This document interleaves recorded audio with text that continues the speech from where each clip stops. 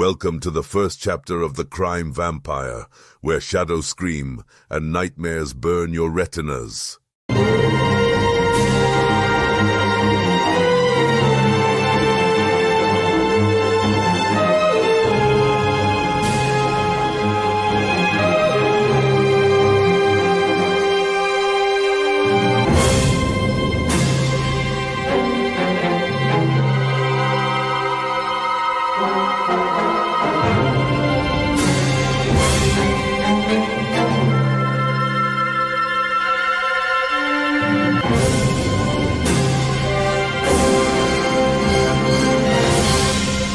If you enjoy your true crime with a twist of paranormal, a pinch of history, and a generous pour of unholy brutality, you've just stumbled into the right crypt. The Crime Vampire is no mere tale.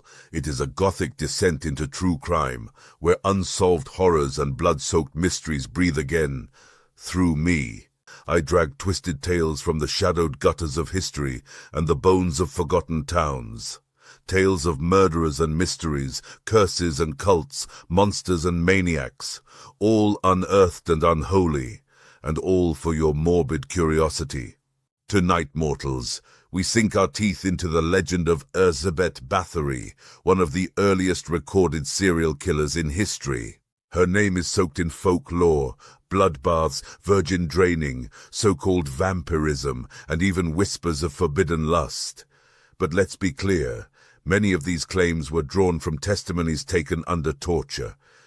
So, was she a monster, or just a memorable myth, malleable through time? What do the whispers of history tell us, my morbid mortals? Torture, terror, and a body count so high it would even make the crime vampire blush. Ha ha ha ha! Banter!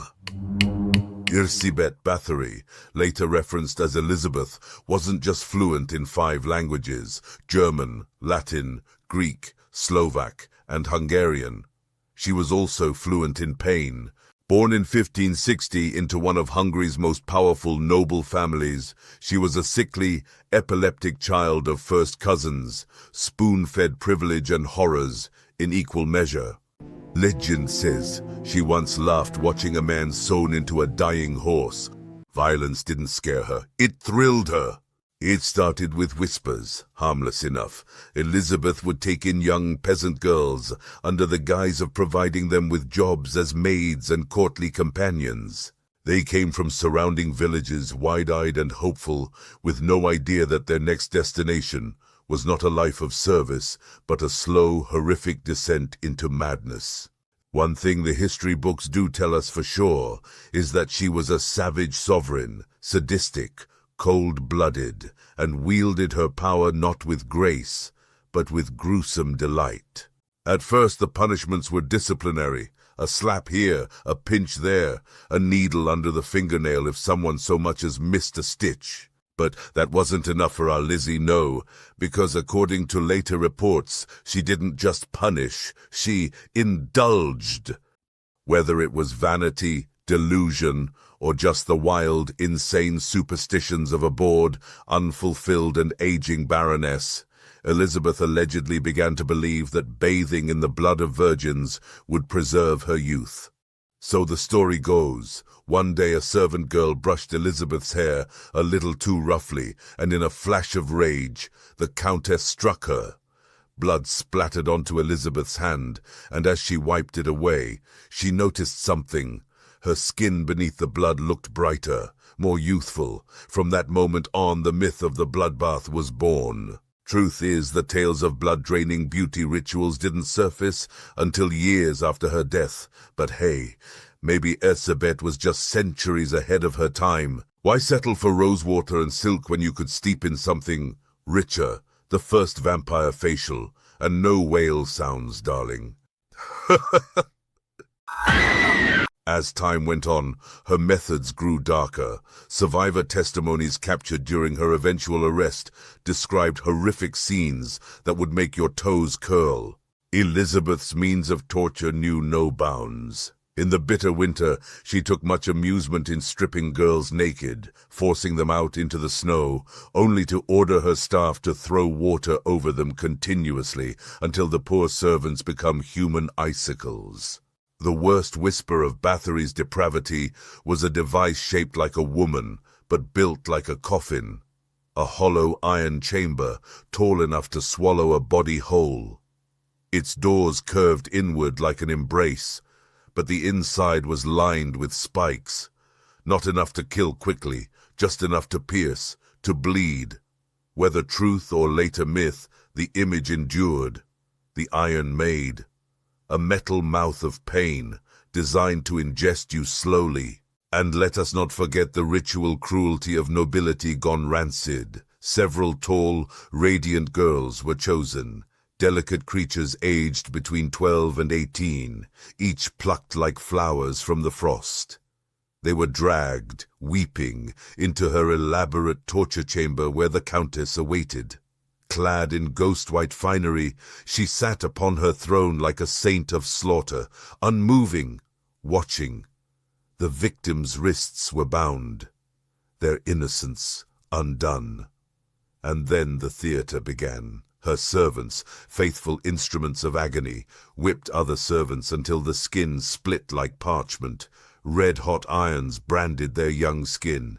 Shears snipped fingers, daggers danced through screams, and when the noise became inconvenient, they sewed the girls' mouths shut. Savoring their agony, she watched. As the blood geysered forth in crimson arcs, the Countess's dress, white no more, became a canvas of red. And the Countess was delighted. When Count Ferenc Nadasdy, Elizabeth's war-hardened husband and partner in cruelty, died in 1604 after years of illness and possible battlefield injuries, something inside the Countess shifted, or perhaps it simply unshackled. Elizabeth no longer had to temper her appetites. That same year, she welcomed into her household Anna Darvulia, a woman widely believed to be a witch, and by some accounts a sadist in her own right. Anna became her closest confidant and spiritual advisor, if you can call what they did spiritual. Anna wasn't the only one feeding the flame. Elizabeth's loyal staff included Dorothea Sentes, Ilona Cho, Katarina Benica, and Janos Uivari. Each complicit, each helping orchestrate the daily horror. With this unholy court in place, the castle evolved into something far more sinister than legend suggests, a factory of blood, silence, and methodical cruelty. It wasn't just one or two victims, for if we are to believe Elizabeth's own written word, she captured the names of her victims in her diary as trophies. Over 600 girls entered her castle and never came out. That's not a red flag. That's a crimson tsunami.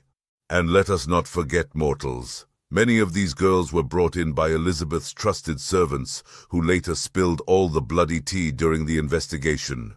For years, her wealth and nobility shielded her from any real consequences. But let's face it, when you own half the land and the Prime Minister is a close relative, people tend to look the other way when your servants start disappearing like socks in a dryer. In those days, peasant girls were as disposable as candles, used, melted, and discarded once the light dimmed. Some were tossed over the castle walls like kitchen scraps, left for wolves to gnaw through flesh and bone. Others were buried in shallow graves, and when questions were whispered, cholera, a convenient lie for inconvenient corpses. Many poor families, desperate for coin, sold their daughters into her service for a lump sum, never to see them again.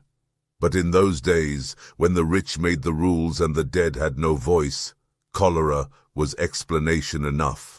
After Anna Darvulia died of a stroke around 1609 and Elizabeth's children were sent away, her insatiable thirst only deepened. Unbound and unsupervised, she set her sights higher, opening a so-called finishing school for young noblewomen. A rather fitting name, considering she would do precisely that, finish them. That's when King Matthias II stepped in with his investigators, and what did they find, you ask? Well, There wasn't enough lavender in all of Provence to cover the stench of what was happening at Bathory's castle. Elizabeth was arrested in 1610. Her servants were tortured and executed, but Elizabeth, too noble to be tried, too notorious to be ignored. And so, Elizabeth Bathory, the blood countess, the butcheress of young female flesh, did not meet the stake, nor the sword, nor even the rope. No, mortals, the ending was slower, for her crimes had grown too loud and too grotesque to ignore. The peasants whispered, the nobles scowled, and when King Matthias could turn a blind eye no longer, he sent men not with mercy, but with mortar. Letters of the age would later whisper that Elizabeth Bathory was sealed alive into her own castle, brick behind stone, with only a narrow mouth in the wall through which bread and water were slid, like offerings to a buried demon. But parchment does not always tell the truth, mortals. Documents from the priest who visited her in July of 1614 describe something more than she deserved, not a walled tomb, but house arrest, or more fittingly, castle arrest. She was permitted to move unhindered through her domain, a tomb of so many innocents, and she, a forgotten ghost, roaming the corridors of her own undoing. On August 20th, 1914, Elizabeth Bathory complained to her guard that her hands felt cold, telling her it's nothing. He told her to go lie down. The blood countess did just that, never to rise again. To this day, the Countess of Blood does not rest in certainty. Some records claim she was buried on the 25th of November, laid quietly into the grounds of her own castle. But other accounts whisper of uproar, of villagers who would not allow her to remain among them, even in death. It is said her body was moved under cover of night into the Bathory family crypt. But where she truly lies, mortals, is still unknown. Was she a vampire? Well, she never mixed in my circles, mortals, but her story has lingered like cold breath on a mirror, proof that maybe some monsters needn't have fangs at all. Which compels me to warn you, mortals, there are some thirsts that rise from the belly of the dark, while others feast brazenly beneath the sun. If this dark narrator has tempted your forbidden fascinations, do not rush back into the light just yet, mortals. Mark the crypt with your scent and enter the fan club, where secrets linger and the shadows remember your name. Like, subscribe, and remember, mortals, some monsters belong to legend, but others walk among us.